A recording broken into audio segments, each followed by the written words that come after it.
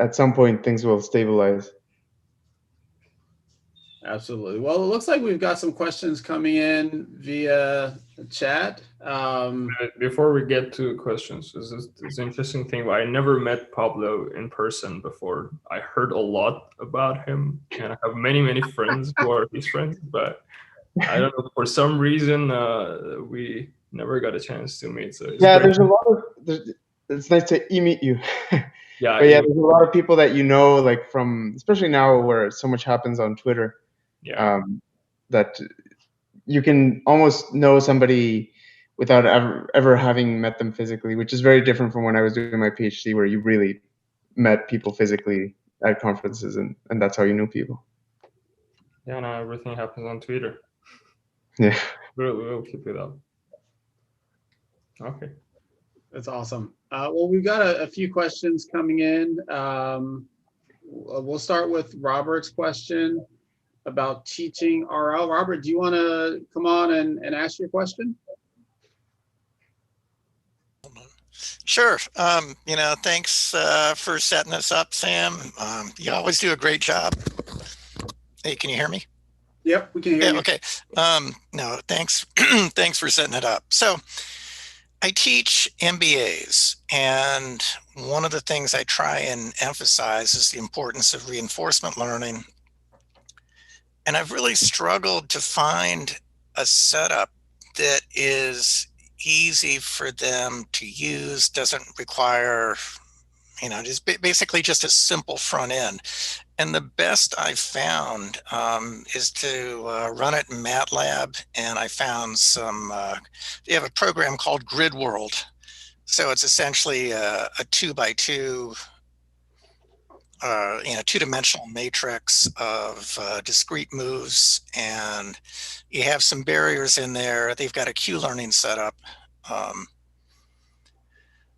But is there something easier and something that would be a little more expressive in terms of the types of problems that could be addressed? Well, I think grid worlds can be useful, especially for visualizing things like value functions.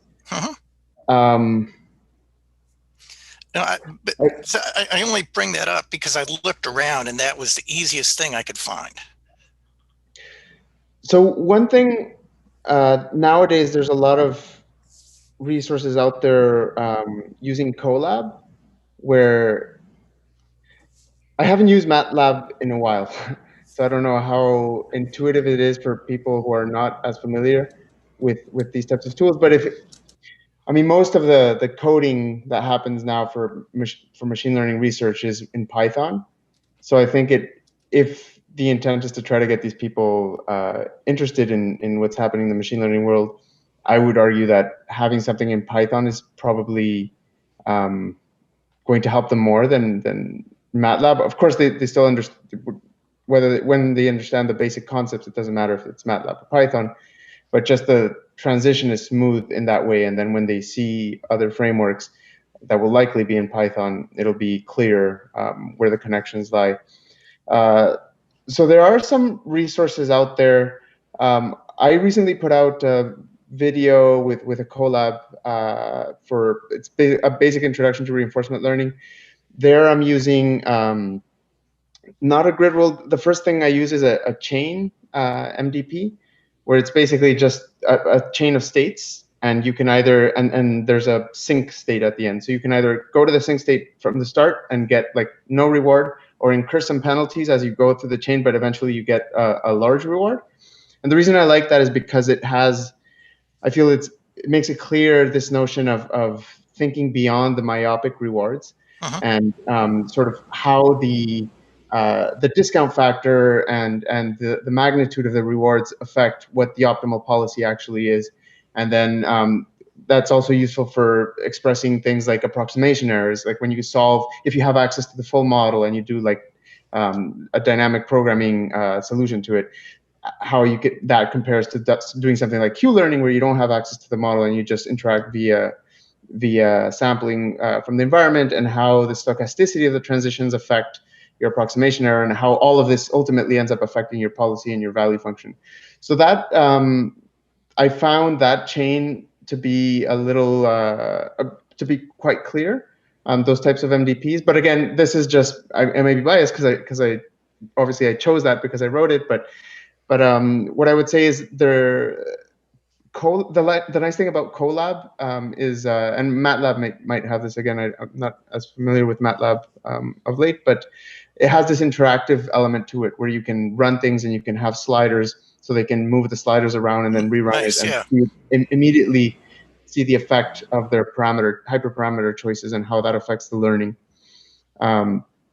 So I'll put a link here to my. Did you post that, Sam? I think I did post it. Is that the right one? Oh, let me check. Yeah, that's it. Yeah, I wonder if there's something that could be done with Streamlit also that has some of that interactivity elements to it, but also in a Python and notebook-like environment.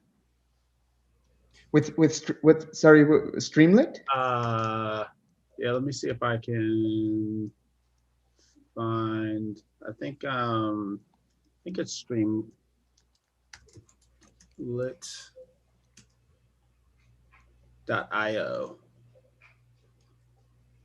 So if you take a look at Streamlit, it's a notebook with a lot of interactive modules like the sliders that you were describing, so you can let folks kind of play around with your models in real time. Oh, interesting. Yeah, I'm sure you could get something quite nice working with this. I've just been working with Colab because these models are tiny. It's really fast to run, so it's basically real-time interaction. But yeah, so I think to come back to your question, Robert, I think that interactive aspect of Colab is what I really like, because it gets kind of your hands dirty, and it gets the students' hands dirty, and gives them hands-on experience with what it means to sort of design the problems for RL and how RL handles different levels of complexity of the environment. Yeah, it looks nice. I'll definitely work through it. Thanks. Yeah, Appreciate it. Let me add one thing regarding the example itself. Yeah, the Colab, all Python, all this are great, but if you're teaching MBA students, like sometimes when I have MBA students, I bring up the inventory problem, which is nicer and more intuitive for MBA folks to get some intuition about. Let's say if you run Q learning, which is extremely easy. It looks like this chain MDP style, but it has different structure. You might want to look into that as well. Okay, good. Yeah, I'll think about that. Thanks. Appreciate it, guys. Absolutely. Awesome. Question from Rajesh. Rajesh, do you want to come on and ask your question? Yeah, I can definitely do that. We're setting up our tools for running reinforcement learning, and one of the ones we started with was SymPy for simulators. And we're looking to find, is that a reasonable one, or do we need to start investing in something like AnyLogic or others? We're looking for thoughts or recommendations. Who's the we, and what kind of problems are you trying to solve? Supply chain problems. And the other one. So I'm not too familiar with SymPy. This is more like a backend type thing for running simulations. Yeah, pretty much. It's basically you code up the classes and you can define it. So what we're starting with is the beer problem for supply chain, and we're setting up the retailer as a Python class, and it takes say a Poisson distribution of people coming in making purchases, and how does that reflect through the supply chain. So what is the interface with the how does the interface happen with, like, for instance, the RL agent if you already have one, or how would this interact with a learning agent? So we wrap it in and open a custom AI gem Okay, good. and just invoke it. Right now we're invoking it from RL Lib. Okay, yeah, that's what I was going to suggest, that as long as it conforms to the OpenAI gem interface, I think that opens up the possibilities to run with a whole bunch of different frameworks. On the back end, I mean, like there's different. I think the simulator choice really depends on the specifics of the problem. So how distributed you need it to be, and how efficient you need it to be. I haven't used SymPy, so I can't say too much about that, but you know, like a lot of the benchmarks we run for RL are Atari, and so this has its own, the ALE simulator, which I think it's probably not as efficient as it could be, but it's pretty good. And but other types of environments that are smaller, we perhaps will code up our own custom code for that. Sometimes it's distributed training. So at Google, like we will have larger systems that we're training on. So it requires quite customized code that's we can't necessarily release anywhere because it just takes a lot of compute to run. But yeah, I think the answer to the non-answer I'm giving is that it'll depend on the specifics of your problem, I think. And if SymPy is doing the job, then I'd say stick with it. Fair enough. Thanks. No worries. Kamir, did you have anything to add to that one? Well, I'm not familiar with SymPy, but I was trying to Google and see what is it, and if it's like if it models the problem that you have in mind, the ups and downs of it, and it's somewhat realistic in that setup, then seems to be a good emulator to use, basically.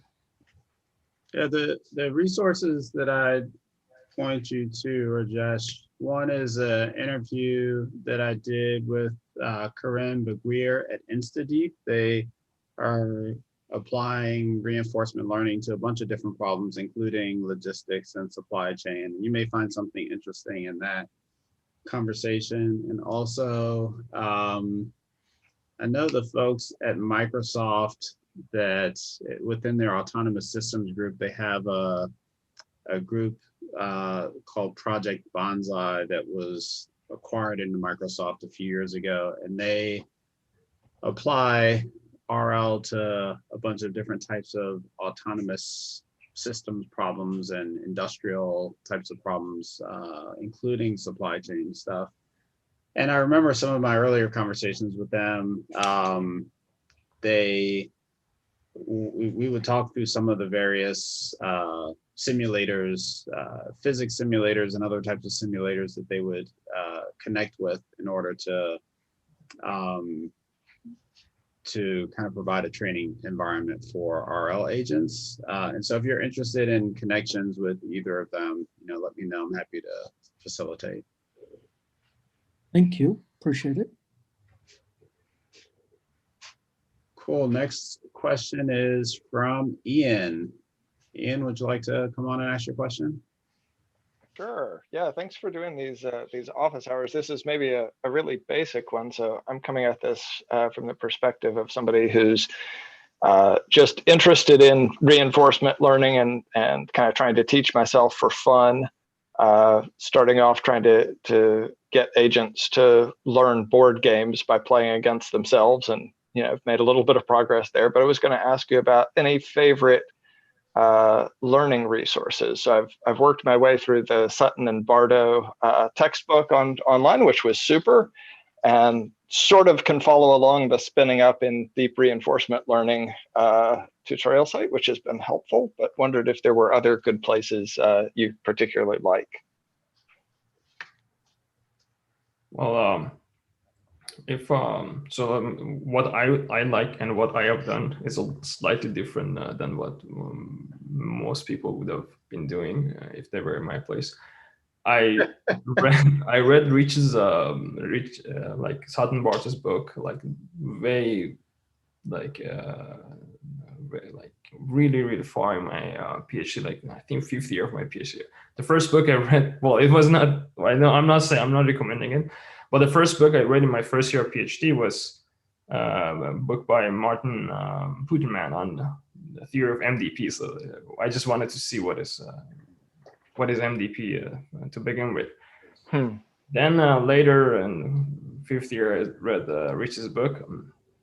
But if you're more interested in the theory side, yeah, I would recommend like going for starting with like some basic and more theoretical books, and then going towards a more applied part. But if you're more interested in applied part, well, one thing I usually tell people to look at is a thing that I did not do it myself, is a course by David Silver. That seems to be a really good one. I mean, I've heard from many people it's a great one. And well, I tried to find the link and put it there.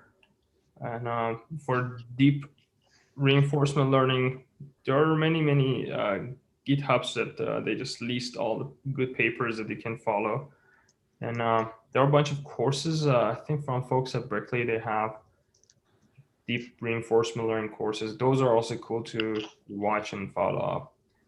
Sorry, if you have more questions about theory part, I can help more. But if you want to have your agent working on real world ASAP, I might not be a really good person to help. Oh, I'm afraid I'm one of those. Yeah, I'm not so good at the deep theory. I enjoy seeing the practical side of it mostly. But thanks for those suggestions. I also love the Puterman book, but it is like that one straddles the intersection of reinforcement learning and operations research. There's a lot of overlap there. So depending what your background is, some of the language there might be more relevant if you have more of an operations research background than the language used in the Sutton and Bartow book.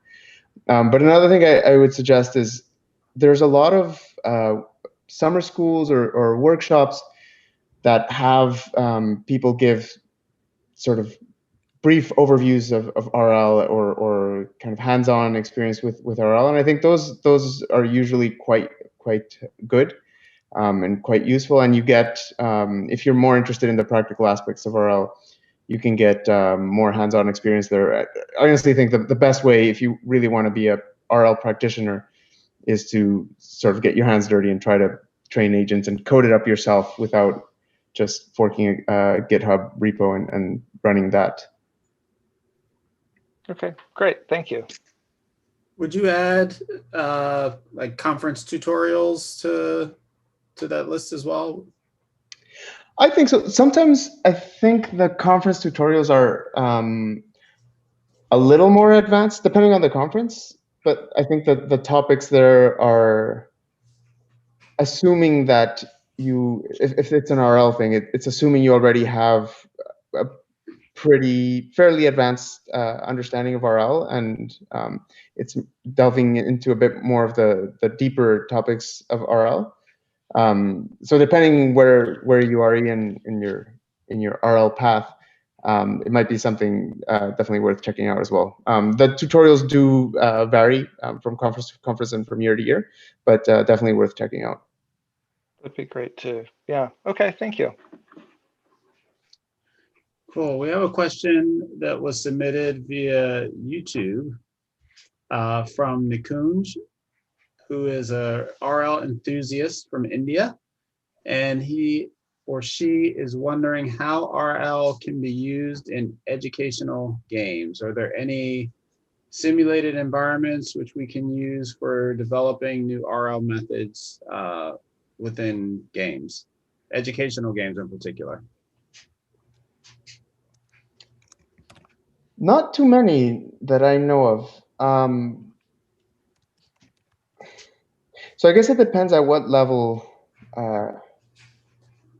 the development of the agents or the methods at what level you're talking about. So I know there are things, some type of machine learning I saw at some conference with Scratch, where you can do, they have like machine learning for kids with Scratch.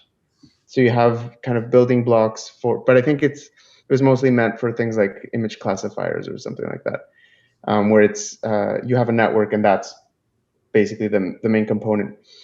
RL is, especially deep RL, is a little special in that you have the network, that's your function approximator, but then you have this other training loop outside, which is the interaction with the environment and the accumulation of rewards and how you incorporate those rewards in the learning process. I'm not familiar with too many, actually, I don't know of any educational game that incorporates RL in a way that allows you to affect the way the learning happens. But I think this is an interesting idea. So I've been helping this film studio that made this VR experience where they have some RL agents trained to sort of balance on a planet and interact with this tree that the user can put on. And that's as far as I know, where you have this kind of interaction with RL via a gamified setting. If you're interested, I'll put the link here. It's called Agents, and so that you can train agents, but I think right now you have to be quite familiar with coding. Like it's not like a Scratch type environment where it's simple for people to train agents. But I think their hope is to one day be able to have something where you don't have to necessarily be an expert coder to be able to train your own agents, and you can do it at a higher level. Well, I was trying to search. There's a line of work by Emma Brunskill, I think back in 2015 or 14 or 16. She had developed some simulators to for like kids to play with, and that your AI agent or RL agent was trying to like adapt to the behavior of students. I was trying to find it, but I failed miserably. So I keep trying to find it. If I find it, I just post it here. But in case, yeah, I remember a few of her recent talks. I've heard her talk about that. At least last year, I think she gave a talk at the Deep RL workshop at NERPS, and I think she mentioned these games, Kamir, that you're mentioning. Yeah, well, I'll try. Yeah, I remember they were really cool.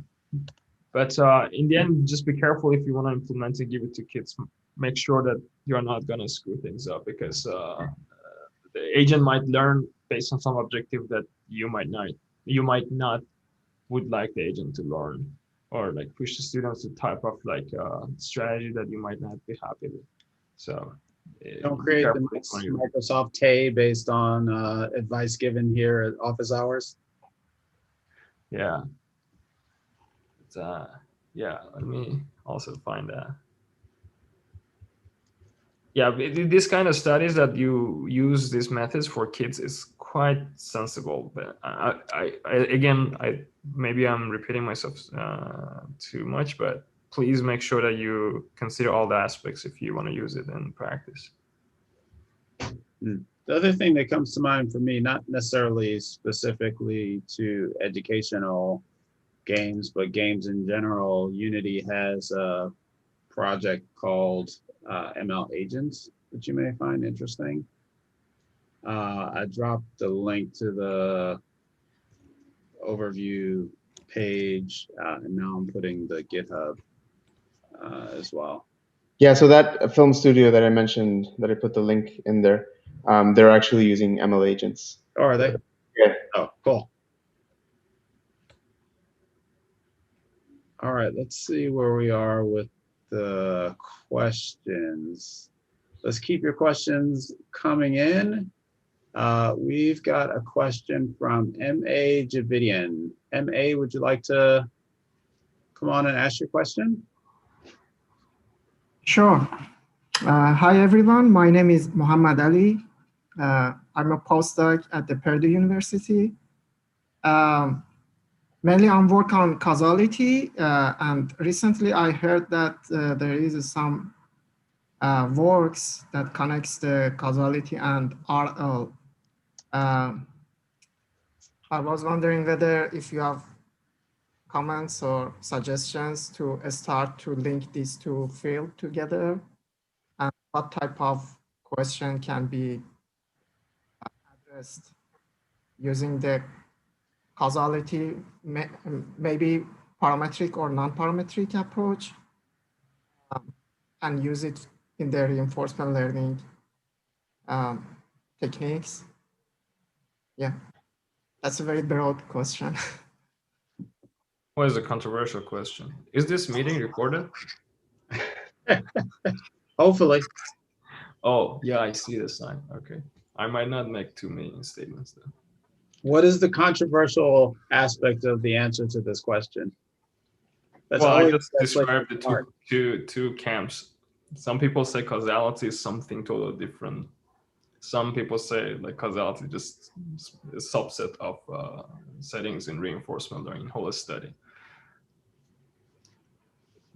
Well, you might argue by definition which one is true, but well, I'm not gonna talk about that. But regarding the question, there are okay, there's a like so there's a topic in let me give you an example. There's a topic in reinforcement learning called of policy, let's say policy evaluation of policy learning, which has which studies a big and gigantic setting in reinforcement learning that it has a lot of similarity to studies in causality, specifically in model-based reinforcement learning. When you construct models, basically you can call it a causal model of the world.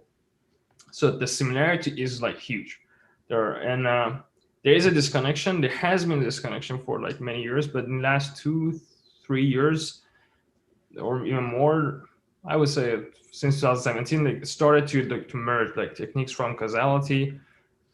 They got introduced to this to field of reinforcement learning, and techniques from reinforcement learning brought to causality. There were many things they have been reinvented in these two fields, like some estimators that have been like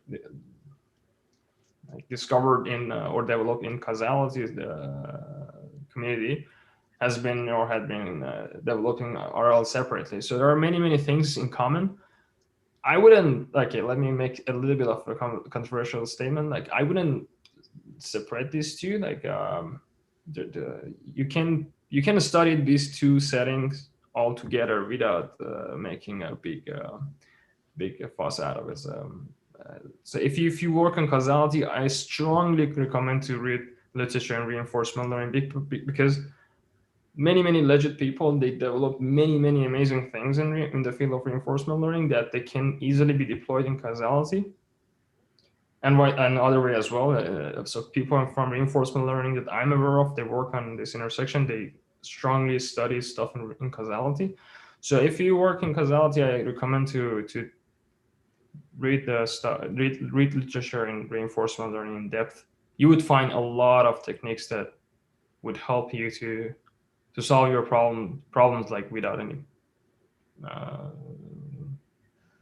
well, I wouldn't. Okay, let me rephrase it. You would be able to solve many of your problems without spending too much time on things that have been already solved.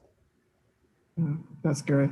So since I'm a very beginner at the RL, what's your suggestion to start with the learning the RL?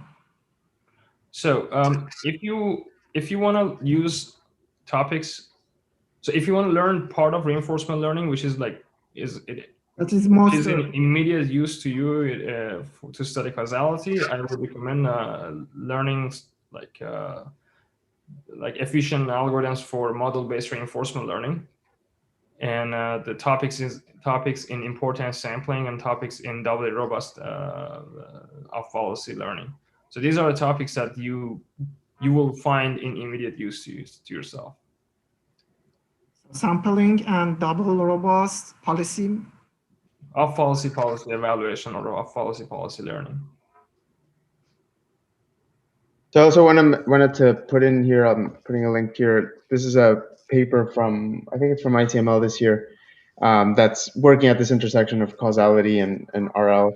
I think also if you're into causality, you're probably into Judea Pearl, and he has this whole do calculus for causality, which I think has a lot of implications for reinforcement learning, or you can think of these two as intricately related in the sense that the do calculus is trying to affect an outcome by some input. So it's not simply observing transitions in a system, but you're actually affecting these transitions. This is exactly what RL agents do. But I think it's still a pretty young field at this intersection. And I think, yeah, as Camille was saying, there's a lot of communication and sharing that can happen in both directions, where we can benefit from both fields. You were more politically correct than me. Well, it's being recorded, though. We'll see how it backlashes on Twitter tomorrow. I'll also add a link to, we do a course that we co-offer with Robert Ness, who developed the course and teaches it at Northeastern, causal modeling and machine learning. So he tries to take a lot of the things that you might hear Judea Pearl talking about in kind of a statistical context and make it more relevant to folks that are machine learning engineers and trying to apply machine learning practically. And I don't recall if it's on the syllabus or not, but I know he does talk a little bit about reinforcement learning. And if you're on our Slack, he's pretty active there, Robert Ness, and would be happy to answer, give you another perspective on this as well. Thank you so much. Absolutely. Is that another question from Ian?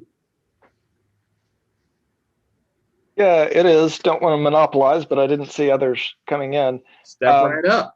So I find there's a lot of writing about the reinforcement learning algorithms, but I've found much less about how you model a problem and its rewards to be amenable to an RL solution. And I wonder, is it just because solutions are relatively insensitive to that? Or are those, is that a dark art that the literature is hidden away, or am I reading the wrong things?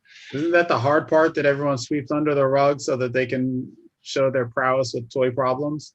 Oh, that That's figures. definitely the hard part. Okay. I should have been able to guess that. But I think, what do you think? No, I think the reward structure and the transition dynamics of how you represent your problem is extremely important. But I think in research, and most people that are developing new methods, typically what you want to do is normalize along those dimensions so that the comparison is fair. And that's why we have all these benchmarks like the ALE or Mujoku or those types of things, where there's a predefined set of environments and reward schemes and dynamic schemes upon which you can evaluate whatever your new method is compared to others in a normalized setting. Because if you're introducing a new method along with a specific system that has a very specific reward structure or dynamic structure, it becomes, for a reviewer, it becomes more difficult to objectively assess the generalizability of your new method. All that being said, that doesn't mean that the benchmarks we're using are able to sort of evaluate any new algorithm across all dimensions of interest. And obviously, most algorithms aren't the best at everything. So just take, for instance, Atari, which is one of the standard benchmarks. If you just look at reward structure, there's a very big difference between games that have very sparse rewards, which means that, for instance, you only see a reward at the end of an episode or when you pass a level or something like that. So it's very hard to learn anything until you see that reward, as opposed to dense rewards where you are seeing kind of getting reinforcement along the way, so you have a better idea for what paths are more promising than others. There are some methods that try to kind of densify these sparse reward systems by basically faking dense rewards. Not faking is a bit of a negative word, I guess, but basically try to simplify the problem for an RL agent by kind of extrapolating the reward. And really, that's what you're doing with the value function, right? The value function is trying to summarize what you see into the future, making your numerical objective that you're optimizing a bit more dense than simply optimizing for single step rewards. But to come back to your question, yeah, I think they're super important for the problem, but in order for reviewers to objectively evaluate new methods, I think sticking with the standard benchmarks is what's simplest, not necessarily the best, but it's mostly worked so far. Yeah, that makes sense, total sense from an academic perspective. And I'm just coming at it from the side of a hobbyist where I have little interest in developing a new algorithm, but I'd love to be able to apply existing algorithms to new problems. I want to take a second to welcome in Kathy Wu. Kathy is an assistant professor at MIT. I also met her at not this past, NeurIPS in Vancouver. I guess it was the past NeurIPS. And she's applying RL to some very practical challenges around traffic management and autonomy, mixed autonomy. Kathy, do you have anything to add to this particular question? Yeah, I was actually going to say, some of us working in reinforcement learning for some of these sort of large scale problems that are unfortunately beyond Mujoko and Atari,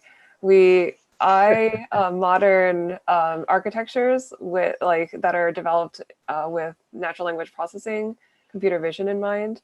But typically in a supervised learning setting, we eye them with envy when we think about them in the context of reinforcement learning, because reinforcement learning comes with a lot more challenges. So even though there are a lot of architectures that are these very large networks, very successful networks that they actually do achieve some tasks very well, they don't necessarily translate to the reinforcement learning setting yet. There's still a lot of challenges concerning our typical curses of dimensionality that are not yet resolved. So I bring this up because this is a really important part. This is representation, how you represent the state or the observation of the system. The choice of architecture determines part of how you're representing the problem, and that choice matters a lot right now. Yeah, but just to sort of thank Sam for the introduction, and I'm sorry I'm jumping in sort of partway through here. I had a conflict with the earlier part, but I'm happy to answer any questions or speak to anything in the space of reinforcement learning. I look a lot more at multi-agent reinforcement learning, trying really hard to scale it up to very large systems. Why do I care about large systems? I care about how can we optimize our cities better. And I look very closely at traffic systems as one instance of that, because we have traffic lights. There are systems that we can automate. There are self-driving cars that are being developed that can be our learning agents as well. Many other factors of the system can be viewed as decision variables. And I think a lot in general about how do we introduce automation into existing systems in a way that is desirable on behalf of society.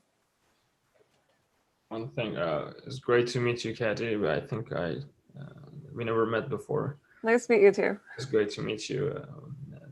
Nice to meet you, Kathy, as well. Yeah, hopefully at some point when things are getting better, we can all meet in person. Yeah, we can get a drink. Coffee or other drinks. So regarding that question, I might, if you guys don't mind, add one more thing. Please. I now sound like a historian, like I refer things back to 80s and 90s. So there were the concept of reward design, as all of you guys mentioned, is extremely important. And back in the time, the real 30 years ago, people were studying this problem, and there are many results from both theoretical and empirical points of view that shows that actually sometimes if you're not careful and if you do And if you play a smart person's role in like design a reward, your policy that you learn, let's say out of Q-learning or some of those classical algorithms, can miserably fail. Okay, so sometimes you think that reward design is going to guide your agent to learn faster, but sometimes it's going to force your agent to learn something extremely like suboptimal. So the reward design problem is extremely important from practical point of view. If you want to use it in practice, you want to like avoid it as much as possible if your agent is able to learn the task. But as you said, if you want to do it as your hobby, I would definitely recommend just go take a great word, design some reward, just run Q-learning and see how it behaves. Okay, and just change it and just watch the behavior. That's what people, again, back in time used to do. They were able to run Q-learning and like 4x4 grid words, and they could study it. So I'm putting, I made this website where you can draw grid worlds and it runs Q-learning for you on the browser, so that that way you don't even have to code anything up. And there you go. I don't that's awesome. use YouTube anymore to I might snag this for my class. I'm teaching a unit on reinforcement learning soon. Oh, okay, cool. Yeah, it's fun to play with because you can also transfer policies from when there's two agents learning at the same time, and you can transfer policies between them, and you can teleport the agent so to help it learn faster and things like that. Pablo, you're just sharing this now. Is the implication that this is too complex for MBA students? No, I just didn't think of it before. It should be fun for MBA students as well. Now I would try it myself after this this meeting. Yeah, it's fun. Yeah, if you assign a reward and change the reward slightly, how policy is gonna like be affected. Yeah. Cool. Yeah. Thank you, Pablo. Nice. So another question from YouTube. This one from Dipanshu. Kind of a high-level, out-of-context question. How do you pursue reinforcement learning as a career, and what's it like to, get a job working in this area? Particularly if you're just getting started. I just say a few words.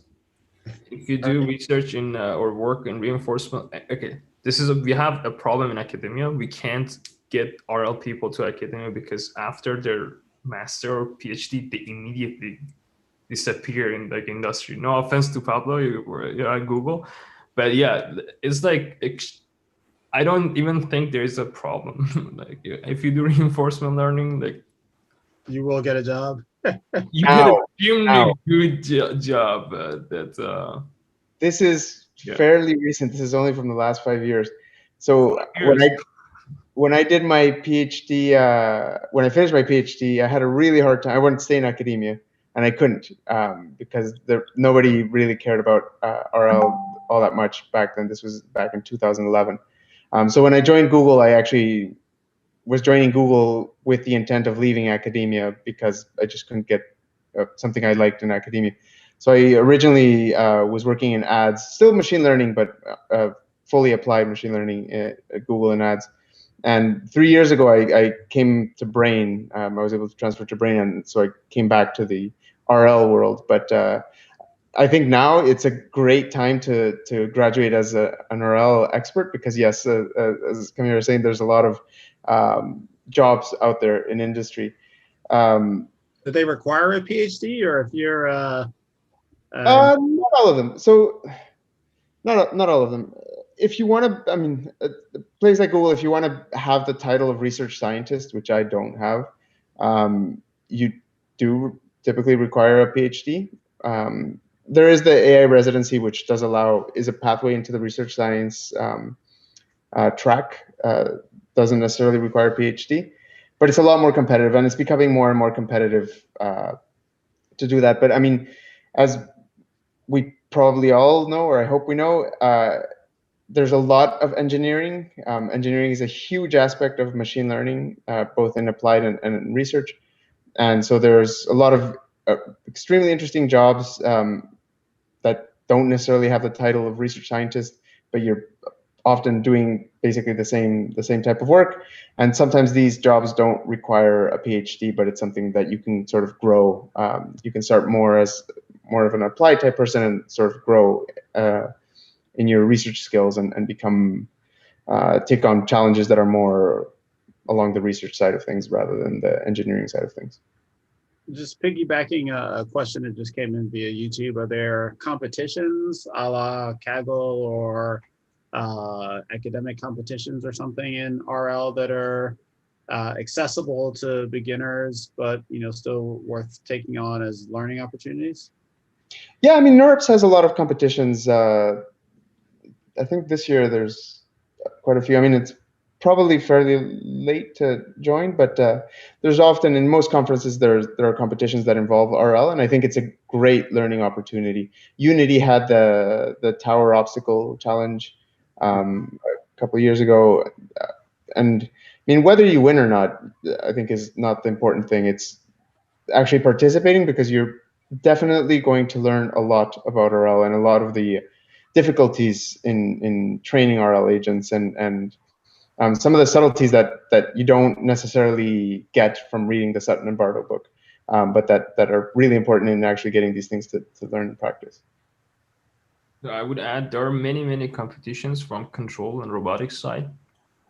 That Microsoft AirSim had competition, I think a year ago, 2 years ago, that you had to train a drone to like navigate in a weird map. So there are, if you look at the robotics part and the applications of reinforcement learning methods in those domains, there's a ton of them, like a ton of, they're not grid word, but they are like a real robot that you, okay, not real robot, simulated robot that you are supposed to like control, basically.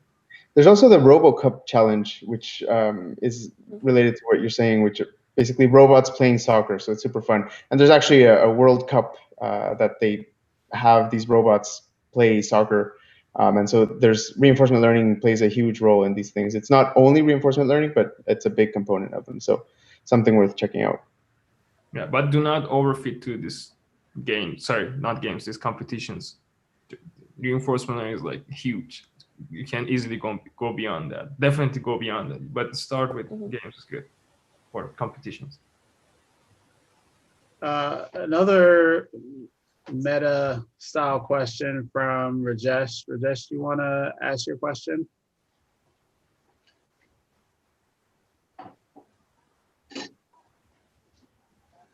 It was about just keeping up with the flood of information about RL and ML. Does anyone have an answer to that? I Pretty tough. Read everything. That was a joke. Read everything? No, that's a joke. I try to keep up, but it's impossible. I think, is the question about getting started? I struggle to keep up with the flood of information around RL and ML. My question, do you have any favorite tools or information sources to filter the information? I would add, he probably meant to say besides my favorite podcast, the TWiML AI podcast. But seriously, interest areas of mine are off-policy RL, hyperparameter tuning, choosing rewards, and deploying and maintaining models. Sounds like you're reading all of Archive every day. No, so my personal, my personal approach, which, and my students take different approaches, so there's definitely a lot of room here. My personal approach is to focus on a problem of interest that you're trying to solve. And that helps filter out a lot of literature, because most of the literature is not relevant to the problem, or maybe you have a few problems that you're sort of juggling in your head at any given time. And it just allows you to focus on the part of the literature that is the most important. And there's always so much interesting stuff going on. So that's one approach. I would also say two suggestions. One, if you're feeling like giving back to the community, signing up to be a reviewer for conferences and workshops, I think is a great way to start getting familiarized with the literature. And you also get to see the reviews from other people. Especially that when give Pablo shares them on Twitter. yes. Well, if you do a bad review, I'll shame you on Twitter. But it gives you, helps you develop more of a critical, and not, I don't mean critical in a negative sense, but critical in a way of really how do you decompose these papers, and how do you understand what the novelty is in them. The other thing I'd suggest is there's a lot of resources out there, especially if you're on Twitter. There's a lot of reading groups that get organized. Some happen regularly, some more ad hoc, where they'll take a paper and everybody reads the paper, and then you get together and somebody typically leads the discussion, and you kind of go through the paper in detail. And those are super useful, because it's one thing to read a paper in isolation, but it's another to read it and then discuss it with other people, because you might discover there are things that other people understood or found out about the paper that you hadn't thought of. And likewise, there are things that perhaps you got from the paper that other people may have not have gotten from the paper. So that interaction is really, really useful. And as you read papers, also, one thing I still do, but I used to do a lot more before, is whenever they reference things, I look up those papers and I at least glimpse through them to kind of get an idea for what they're talking about. And then you'll start in your head kind of mapping, especially if you're, as Kathy is saying, if you're focused on a problem, you start having a mental map of sort of the important papers in this, related to this particular problem. I may add two things regarding this flood of papers. As Pablo said, like Twitter is great, but of course you need to make sure that you understand the fact that most of the papers you see on Twitter are basically famous people, and there are many amazing ideas that are not on Twitter. So be careful if you use Twitter. Another thing that I benefit a lot myself and my students and other friends of mine is like, well, I make friends. I have many friends in the field. Each of them are expert in different aspects. Like, for example, the causality. That I just ask them. We just talk, and they tell me, like, in one conversation, half an hour, they can tell me like 5 papers, and tell me like what are the good papers. Let's say in causality just came out last month. Okay, so if you have, if you can, well, during this pandemic, you might not have a opportunity to make many friends, but still, if you make friends that are like in your level of understanding, and they understand what you want from a paper to know about that paper, then you can just talk to your friends and colleagues. Just share as much as you can with your friends and colleagues. They will also share with you, and this way you can basically learn many things without going yourself in your room and just reading everything by yourself. It worked out well for me. So hopefully it works well for you too. Cool. Pablo mentioned reading groups. We do have a RL meetup that you can join. It's hashtag RL_meetup on the TWiML Slack. I posted that in the chat. If you are not already part of the TWiML Slack, you can join that by visiting twimlai.com/community, and you'll automatically get an invite. And there's a ton of interesting things and groups to learn from there. Nikunj, you want to ask your question? Yes, hi. Am I visible and audible? Yes. Did we entice you over from YouTube? Yes. Nice. So I Welcome. actually found you guys via YouTube, and then came to the Slack channel and found the Zoom call right now. Awesome. Yes. So actually, I had another question now, other than AI for education. So recently, I got the opportunity to work on cooperative navigation. So for example, there was mention of traffic light management, a very close problem like warehouse management, where there are multiple robots trying to navigate to appropriate locations, is something which I got to work on recently. So we basically tried to come up with new RL methods for multi-agent systems. So one of the concerns which I have is, sure, we got some results on simulations, but I always wonder how feasible it is in the real world as of now, particularly MARL. So maybe I can take a stab at this one. Yeah, thanks for your question. There So one very related problem that I think you might be interested in is, what is it called? Shoot. What is it called? Sim to real. Okay. I blanked. So this is the idea of like, if you were to train something in simulation, can you actually transfer the same thing to reality? And this is quite a popular, yeah, thank you for posting that. This is quite a important topic and quite a popular topic especially in robotics and the robotics intersection with reinforcement learning. So that's something that you might be interested to look into. We've also done some work sort of along similar lines where we have a bunch of vehicles that are trained in simulation. And then we had a collaboration with the University of Delaware where they actually set up like a miniature city with like miniature sized vehicles. And then you can like reproduce your traffic jam and whatnot, and we can see if our policies transfer. And there's actually like, it's surprisingly transferable, I would say.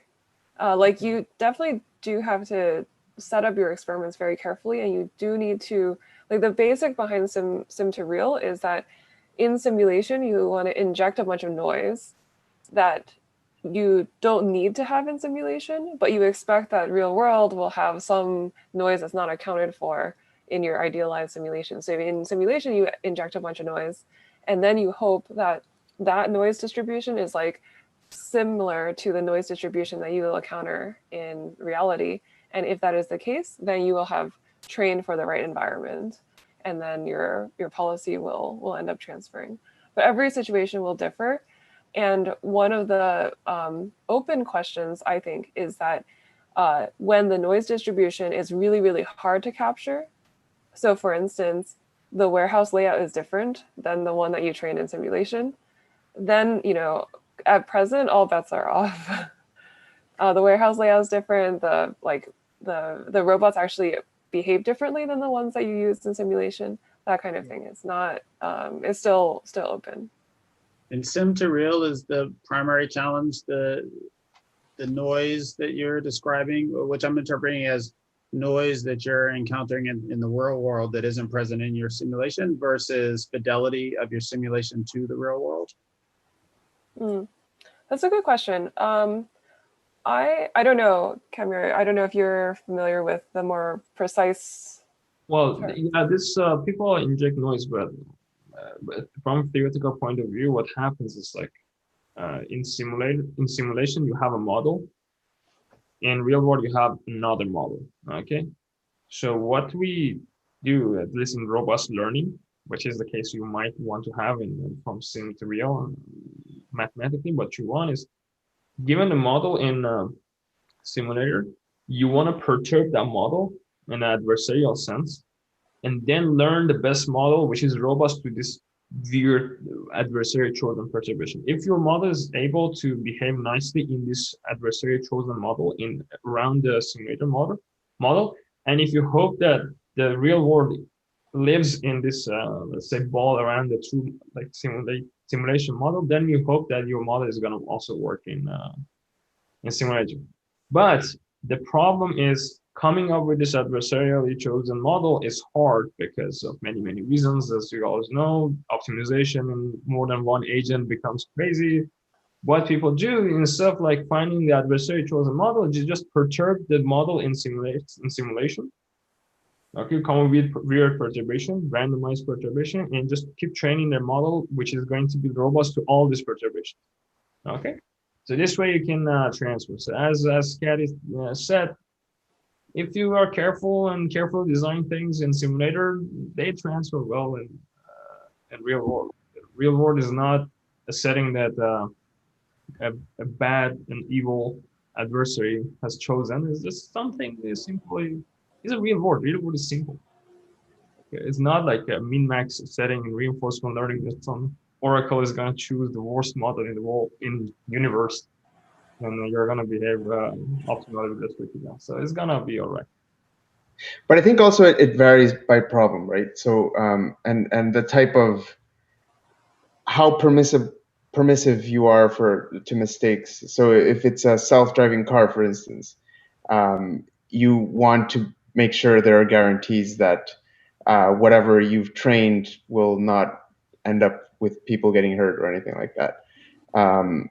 The other thing is also, which I think you can maybe think of it as a rephrasing of this idea of adding noise. That the way I like to think of the real world is just it's extremely partially observable. So typically RL, you deal with MDPs where the state kind of encodes all the information you need to know to be able to come up with an optimal policy. But when you deal with partial observability, you're only observing certain aspects of the environment that may be enough to infer the true underlying state, but in the real world, that typically is not the case. And so how you deal with this partial observability, I think also affects how well whatever algorithm you're developing will transfer in the real world. And also to add to Kathy's, this idea of the small simulated city, there's this thing called Ducky Town that I put a link there. It's kind of cute. It's a set of like rubber duckies that drive around this like there's a simulated Ducky Town and also real world Ducky Town, and it's trying to simulate a lot of the difficulties of real world where you have vision and you have friction and you have different surfaces that cause different types of friction and that type of thing, and how your agents are able to handle these different situations. When you say real world Ducky Town, is that a place I can go visit? I think they build it. So they've had in a few conferences Ducky Town competitions. So they actually build like a town that they take it. So I think one of the main people in Ducky Town is Liam Paul, who's a prof at Université de Montréal in Montreal. And yeah, so they travel around with the Ducky Town paraphernalia. Nice. Yeah, I believe RoboCup mentioned earlier also has a simulator associated as well as the real robots. And if you're ever in Austin and you get to visit, Peter Stone and Scott Aiken, they have their lab there, and you get to see the robots, and they have like a mini soccer pitch there. It's pretty cool. I just dropped in a link to an interview I did with Manuela Veloso, who's one of the folks who works on RoboCup, and we talked about it a bit in that interview. If that's of interest. Another question from Cosmic Ishan on YouTube. Yeah. So this. I'd like to say thanks. So it was very comforting and informative for me. So I just wanted to say thanks. Sorry for interrupting. Oh, sure. No, absolutely. Yeah. So, and by all means, if you have any additional questions or if anyone else has any questions, let's get those into the chat, either here on Zoom or on YouTube. Our next question is asking about, if you think about computer vision, you can almost pull a vision, well, not almost, you can pull a vision algorithm off of a toolkit and apply it and do interesting things without knowing a lick of math. To what extent is that the case in RL as well? And how far, can you get with off-the-shelf tools without really digging into the math and the algorithms behind them? I go last. I might be a bad person to answer that. Go ahead. Do you want to go first? I think it's pretty hard. But okay, you can play with Pablo's grid world. I think that you could do. I think it's pretty hard though. What is? Yeah, I think it depends what you want to do. If you want to just like hit enter and see lines of code being executed, and then you get to see an agent doing something, that's fine. But then when you want to start like tweaking it and training your own thing or in your customized environment, I think as Kathy is saying, it's hard to do that without just like sort of stabbing in the air kind of randomly. Like to really understand what you're doing, it's hard to do that without understanding the math. Like, I think probably there's probably enough resources out there for someone who has no understanding of reinforcement learning to like get DQ networks working on Atari. I suspect that is the case. Oh yeah. I mean, you can clone a GitHub repo hit enter and it'll train stuff, and then you get And to you see can a video. probably even switch it to another game. And Yeah. you can probably change the network architecture. It'll probably still work. But well, let's maybe talk about if you wanted to apply it to a business problem like inventory modeling, or it's another one that I came up with. I had a conversation with someone a few years back who was applying it to real estate site selection for, you know, where you put your retail shops. You know, to what degree do you, you know, need to be thinking about your the underlying algorithms in the math if you just want to solve kind of commonplace business problems? Are we there yet? Well, I think this relates to the question that came before about how important the reward structure is and these things to the problem. It's extremely important. So if you're trying to come up with an RL solution for some specific problem of yours, how you design that problem as an environment for your RL agent is going to have a huge effect on how well your agent trains and how well it's able to generalize to unseen aspects of your environment. And to properly kind of debug and iterate on that design, on those design choices, I think it's really hard to do without understanding like what value propagation means, or what credit attribution means, or what discount factors, how they affect the learning process. And you know, all of there's a lot of like Greek letters in there that if you don't know what those Greek letters mean, the Bellman equation won't mean anything to you, and then it'll be hard to understand what a value function is, which is one of the central components of RL. I might venture to say that there is like a decision tree that one could potentially follow, like if with like a business use case. And like I think once you get to a point where you need deep RL, then you really need to understand more. But I think there's probably some part of this decision tree where when you follow this and you can follow this and say and realize that actually you can use like classical RL. Like you have a small problem, small state space, like your reward function is like pretty easy to define, and you can actually like run the classical algorithms. You can run Q learning, or even just value iteration, policy iteration. I think if that's the case, then there's probably enough like off the shelf tools that you can use to like not worry about any of the math there. If you can formulate the problem such that these like more reliable tools can, you know, solve your problem to optimality. And then, but if you follow the decision tree and with your problem and like your state space is too big, for instance, your reward function is too complicated, then I think then you need to be a lot more prepared to like debug the system. Mm-hmm.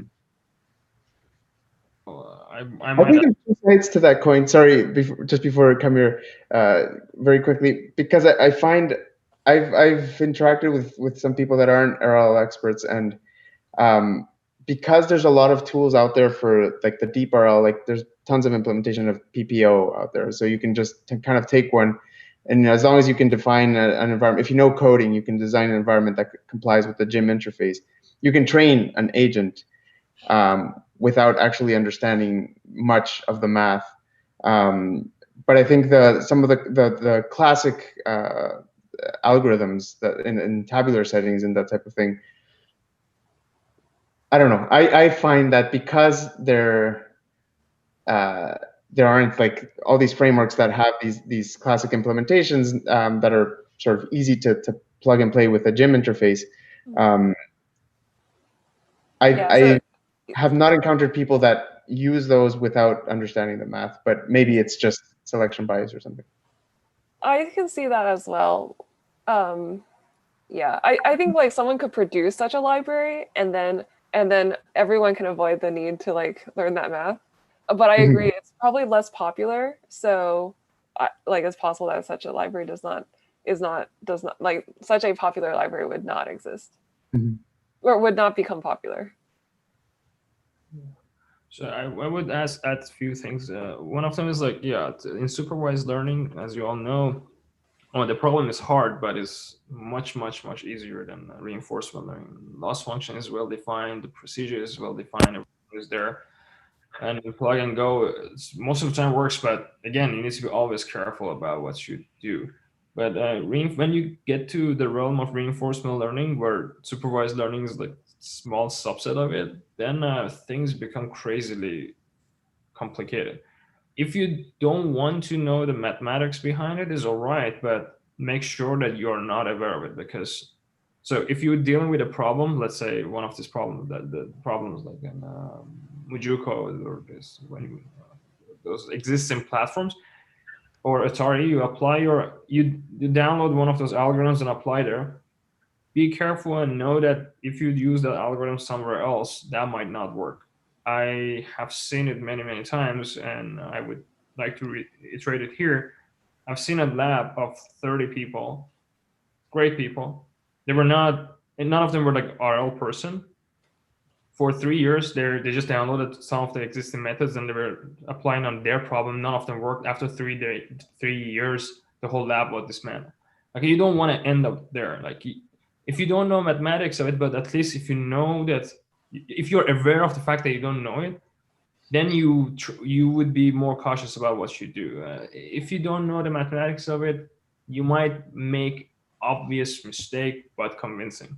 There are many, many lines of research existing in deep reinforcement learning, for example, that if you give it to a theorist in the field of reinforcement learning, the person would just throw it away because it's obviously wrong. But it worked on 2 games in Atari games. But if the person knew in advance, probably wouldn't apply. So I don't want to scare you that, hey, you need to know all the measure theory and function analysis and all the statistical learning theory and adversarial learning theory, all those stuff before starting your first attempt. But make sure that if you go beyond those settings that people exhausted, then you need to be extremely cautious. If you wanna deploy one of the algorithms designed for, I don't know, Mujuko or Atari and take it to inventory problem, be careful what you're doing. Like that algorithm is extremely overfitted or like designed for that setup. It might not be a generic algorithm that you can use it for all the settings out there. Okay, so as long as you're careful, you're fine. If you want to go beyond, make sure you consult with like some RL on the problem you're dealing with. We have a question from Dipanshu on YouTube, who is curious about reinforcement learning on edge devices.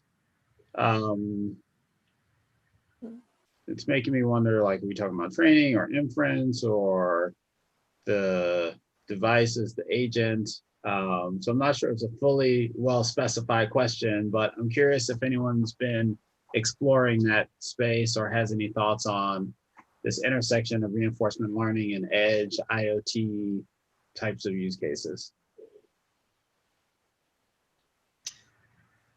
Yeah, I think whether they're interested in continuing to train RL agents on edge devices or if it's a deployed static model, I think that there's a big difference there. If it were a static model, then if you can fit it in your mobile device, then fine, there's no issue. You just put it there. If size is an issue or speed of inference is an issue, then there are techniques that aren't necessarily specific to reinforcement learning, such as pruning networks or this type of thing that can allow you to deploy smaller models without sacrificing accuracy. But again, these are static models.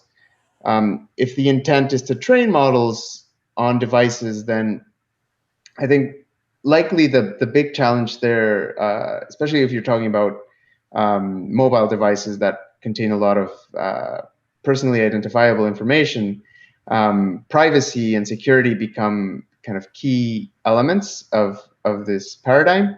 And I think there elements of what's called federated learning are probably where a lot of the interest lies in that scenario. Where federated learning, for those that don't know, is essentially you have a federation of training devices, but they're the system is designed in such a way that the privacy of each one of these devices is preserved, but you have an overarching training regimen where they're not all training in isolation, but they're sort of able to leverage the learnings from the other devices, but in a privacy sensitive way.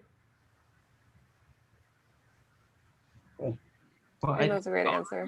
People do it on your mobile. Like there are so many personalized stuff in your mobile that yeah, they might not use Q learning, but they use RL algorithms to adapt to you basically. I'm not sure which one of them. I mean, I think this news stuff you see, I don't know, the data. Is that why my battery life is so bad? Pardon? Is that why my battery life is so bad? Yeah, that might be the case. They're just training. I'm not sure they're local or like centralized. It's federated. That's the thing. So I think there's a big difference. So a lot of the things we see that are personalized, they're actually training on like cloud servers somewhere. And the inference is done on the servers and sent. I think the really interesting thing about federated learning is that the learning is actually happening on your device, so that your personally identifiable information doesn't have to be sent to the cloud, and you can have everything kind of localized. But certain aspects of the learning does have to be shared, and certain parameters do have to be passed down to your device. But it doesn't include any of the personally identifiable things. And of course, like battery power and space constraints and these types of things are also key in this discussion. Right. So now we have insider's view, like from Google Inside. We know how Google is operating these days. Oh, I don't work on these things. Why you have the internal knowledge, so? No, not really.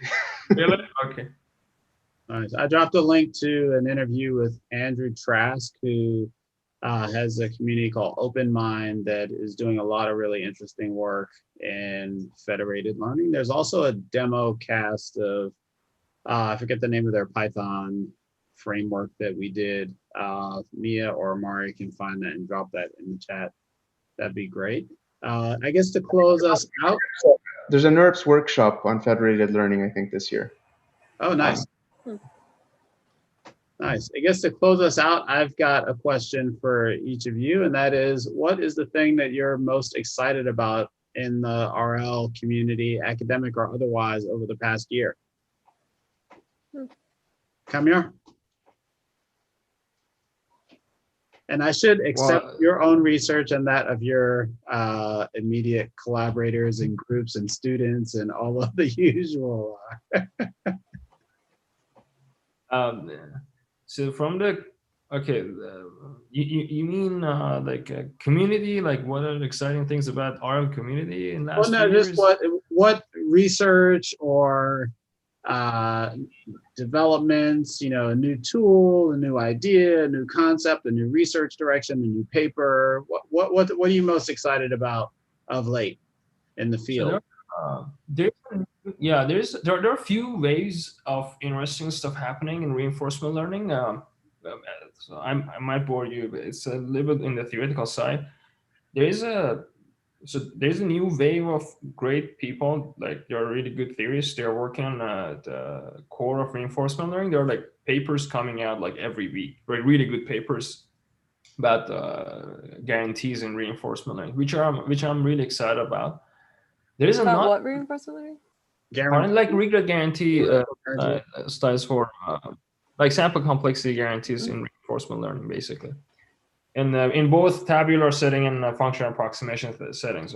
Okay, one bad news for everyone: we haven't solved like tabular MDP yet, so we don't know what's the optimal algorithm yet. So, or we have the optimal algorithm, we don't have the optimal analysis. We are not sure yet. Even if you have 10-state MDP with 10 actions, we don't know the optimal algorithm, which gives you minimum or like min-max optimal like sample complexity. Anyways, that one aside, there is a new wave which I'm also involved happily. Is a intersection.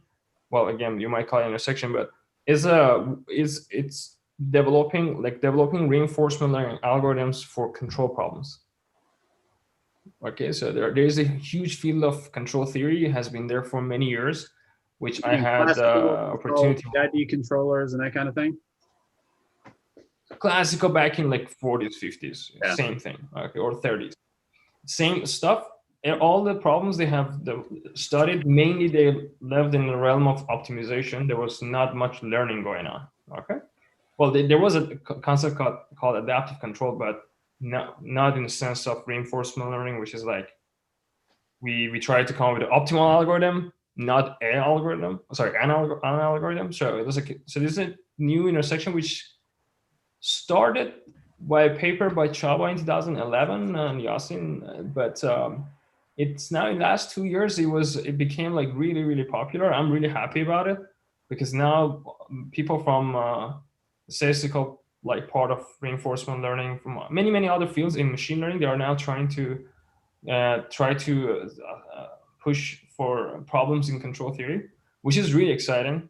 I mean, extremely exciting. There are many open problems there. You can't even imagine. Like people used to say control theory is solved, and I'm looking at them.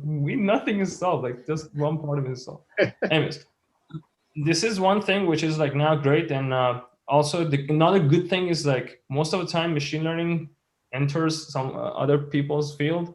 Other people is like not happy about it, but now control people are like now they're also getting involved and helping us to develop more understanding in this realm. There's another realm which is related to, I think, Kat's research as well, is this realm of multi-agent learning.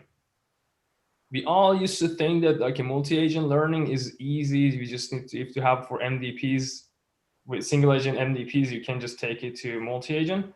But it happened that it's extremely harder. Like even for 2-agent, extremely hard. It's not clear how to find a good policy in this setting, which is another interesting topic, which is now becoming hot topic. I think it was like 2 years or a year and a half that people started to look at this problem in more depth, which I'm excited about. So these are the theory part that are interesting and also important. From a practical point of view, we all see now people. So this packages in deep neural networks is PyTorch, TensorFlow, and all this, or MXNet, all the things.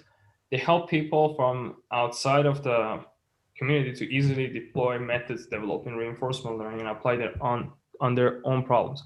And now we're seeing many people, they apply reinforcement learning techniques directly to real world problems with no hesitation. I mean, reinforcement learning, these new ones. Reinforcement learning methods have been used for decades in practice. Look how Google makes money, or Microsoft.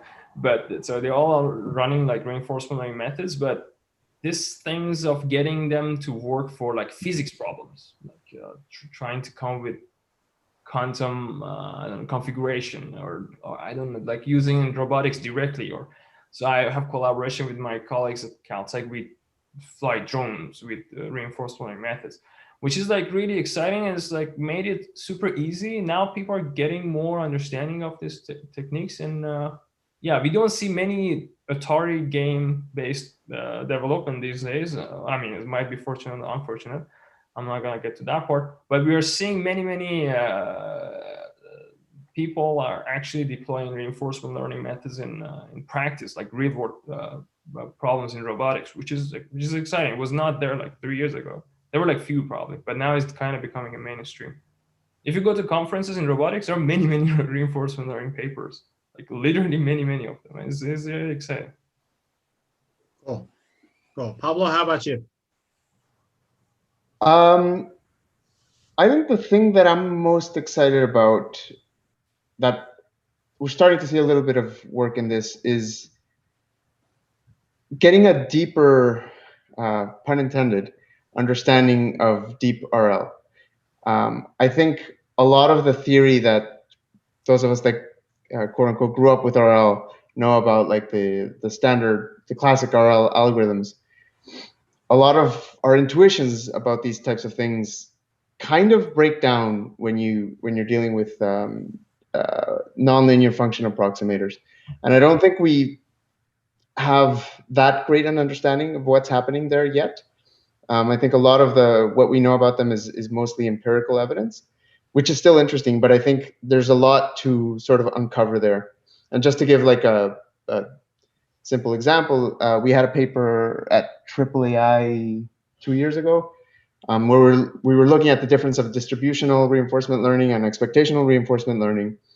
And basically, we could show theoretically that there's no difference even up to the linear setting. And once you get to the nonlinear function approximator, that's where the differences really start to show. Not necessarily that distributional is always better, but it's different. And so this interaction, that's sort of where we left off. And so a lot of the work that I'm doing, the more I sort of turn over stones, the more I encounter things that unexpected things in the nonlinear setting. And so I'm very excited about trying to understand that a bit more. Kathy, how about you? Yeah, I'll be brief since I know we're out of time. So I dropped in a multi-agent RL theory survey when Kamiar mentioned this topic. Multi-agent RL, I'm very excited that there's sort of a renewed take from a more theoretical perspective, because it's an area where we have a lot of empirical attempts, and I think we've had a wave of empirical success followed by sort of hitting a wall and like not being able to progress more on the experimental side. And we've also had theoretical work stall for a long time prior to that. And now it's sort of, all right, let's go at it again. Like now, presumably, like there's something that works here that we can potentially understand better. And I hope that this will lead us to better practical algorithms, sort of in conjunction with the theoretical development. So that's something I'm really excited about. And there's a lot of work nowadays, and we're also seeking to contribute here, both on the practical and the theoretical side. So multi-agent RL, I think, is a really interesting area to watch again. And then I'll just be brief on a couple other topics. I'm very interested actually in the application of RL to combinatorial optimization. We see a lot of RL for continuous control. For instance, the Mujoko games, or very small sort of action-based problems like the Atari games. But what about these problems that are very, very large in nature? And we have so many combinatorial problems that are really interesting and practical, like all of our logistics, Amazon delivery, a lot of our operational questions. They're really complicated, and I think it's sort of ripe for RL. So there's been a recent wave of work with just starting to dig into this, starting from a couple of years back. Also a renewal, like people have looked into this like decades ago. There's a renewal now. And then the last thing I'll mention is I'm also really excited about the area of offline or off policy reinforcement learning. This is really important. This is the notion of training your policy, but using data that was collected some time ago. And so you don't actually have access necessarily to a simulator. You only have this offline data. This is important because just like in supervised learning, where we can use all of the YouTube videos, all of the images on the internet that have been collected at some time past, wouldn't it be great if we can use like all of history to inform how we learn our policies in the future, rather than needing to collect all the information sort of live, throw it away, collect more information, use it, throw it away. So there's a lot of promise there, but I think it's pretty early days for off policy and offline RL. There's a NeurIPS workshop on offline RL for those interested. That should be really interesting. I agree, that's a super exciting topic. Well, I also shared an interview also from that last NeurIPS series with Sergey Levine, where we spent quite a bit of time talking about off policy. I think he had a paper or two on that topic last year. There was also the Simons Institute summer school or workshop, I can't remember what it was called, that was like a month ago, I think, or a couple of weeks ago. There was a session on offline RL. I was actually the moderator for that.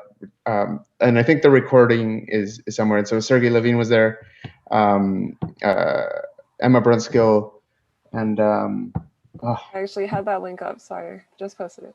Okay, perfect, there it is. Yeah, so there's some interesting work presented there as well. And Kamiar, I didn't catch the paper or reference that you noted about the control theory stuff. Does any particular paper or starting place come to mind for that? Yeah, there is a paper back in 2011. I'll share that one. And a few of myself, if you guys don't mind sharing my papers. Sure. And there are some from Princeton and Berkeley as well. So let me share those. Cool. All right. Well, while you're doing that, Kathy, Pablo, Kamiar, thanks so much for participating in our inaugural TWiML Fest Reinforcement Learning office hours. Thanks to everyone who participated in our audience as well. A bunch of great questions, and I had a lot of fun. Thank you all. Thank you. This was really fun. Yeah, This is super fun. Thanks for having us. Thank you. All right. All right, everyone. Bye, We'll post these links someplace, show notes page or session page on the website, or somewhere we'll find a place, or Slack, or all of the above. But thanks once again to everyone, and have a great rest of the day. Thank you.